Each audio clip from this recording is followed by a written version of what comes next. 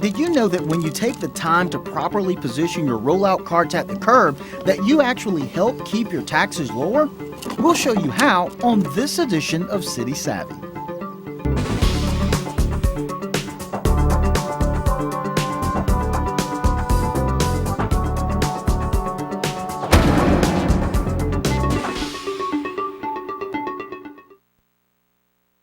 For most homeowners, setting out the rollout cart is a weekly ritual. It's easy enough to do, but if you follow a few simple guidelines, you can make life easier for the collection crews, especially if you're setting out more than one cart. And as you'll also see, you'll make life easier for yourself.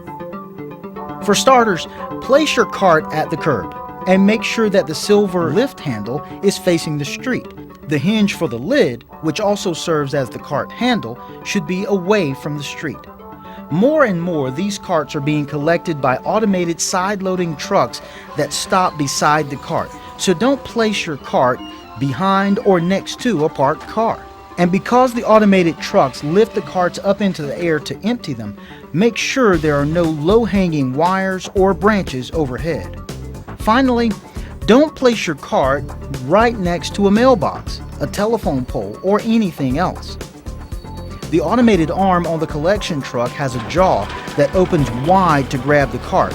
If the cart is too close to your mailbox, it can't grab the cart without grabbing the mailbox too. To prevent this problem, make sure there's at least 3 feet between your cart and anything else, including other carts. If your garbage collection coincides with your day for recycling or yard waste collection, you'll have more than one cart to set out. The natural inclination might be to place the carts neatly side by side, but that's wrong. If another cart is too close, it will get knocked over. So remember, keep at least 3 feet between carts and anything else, including another cart.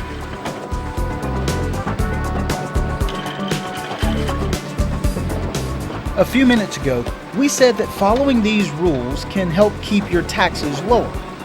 Here's how. When carts are incorrectly positioned at the curb, the driver has to stop the collection truck, climb out of the cab, reposition the cart, and climb back in the truck to activate the lift arm.